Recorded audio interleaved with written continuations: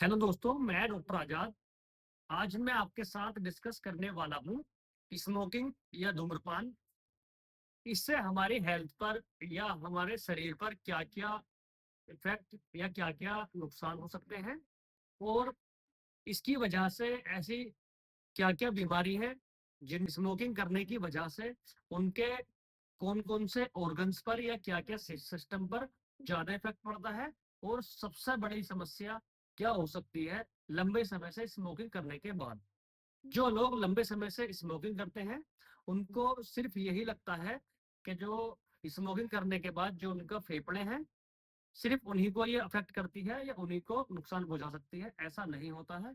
जो लोग लंबे समय से स्मोकिंग करते हैं, स्मोकिंग का इफेक्ट मल्टीपल ऑर्गन्स या मल्टीपल सिस्टम होते हैं जो अलग अलग सिस्टम पर असर डालती है। सबसे गहरा प्रभाव इसका पड़ता है आपके लंग्स पर। उसके बाद सबसे गहरा प्रभाव पड़ता है इसका हाथों पर, जो हमारे इंटेस्टाइन्स हैं। फेफड़ों में जो लंबे समय से स्मोकिंग करते हैं उन लोगों को बढ़ती उम्र के साथ जैसे ही वो अपनी एज के 40 साल की के बाद के पड़ाव में आते हैं, उस उम्र में सीओपीडी, अस्थमा, ब्रोंकाइटिस या लंग्स से संबंधित या फेफड़ों से संबंधित बहुत और अलग समस्याएं, सांस का फूलना या बलगम आना या बलगम के साथ में खून का आना, ये कॉमन चीजें हो सकती हैं जो लोग लंबे समय से स्मोकिंग करते हैं। दूसरी चीज, आंतों पर इसका प्रभाव क्या होता है। जो लोग लंबे समय से स्मोकिंग करते हैं या धूम्रपान करते हैं उनकी आंतों में आईबीएस या उनकी जो आंतों का मूवमेंट है वो स्लो हो जाना, या इंडाइजेशन या पाचन सही ना होना, या लंबे समय से उन लोगों को कब्ज, ये जो कार्डियोवैस्कुलर सिस्टम है या नसों वाला सिस्टम है या हमारा जो दिल का सिस्टम है, इस पर ये क्या प्रभाव डालती है या इसकी वजह से क्या क्या प्रॉब्लम आ सकती है, दिल से संबंधित क्या बीमारी हो सकती है। अक्सर आप लोग देख रहे होंगे बहुत ज्यादा पेशेंट बढ़ रहे हैं हार्ट ब्लॉकेज के, या स्टंट डलने की समस्या या स्टंट डलने का ट्रीटमेंट बहुत ज्यादा देखने को मिल रहा है। ये भी एक मेजर फैक्टर माना जाता है कि जो लोग लंबे समय से स्मोकिंग करते हैं तो जो उनकी ब्लड वेसल्स होती है या उनकी जो नसें होती हैं उनके अंदर सुपड़ापन आने लगता है। उनका जो एरिया है अंदर का वो छोटा होने लगता है स्मोकिंग होने की वजह से, या जो लोग धूम्रपान करते हैं उसकी वजह से। तो उन लोगों में जो खून का बहाव है वो कम होने लगता है। जो हमारा जो हार्ट है या दिल है उसको प्रॉपर जो खून की सप्लाई है वो नहीं मिल पाती है, उसकी वजह से ये समस्या होने लगती है। तीसरी बात करते हैं हम, ब्रेन पर क्या इफेक्ट डालती है या हमारे मस्तिष्क या हमारे दिमाग पर क्या इफेक्ट डालती है।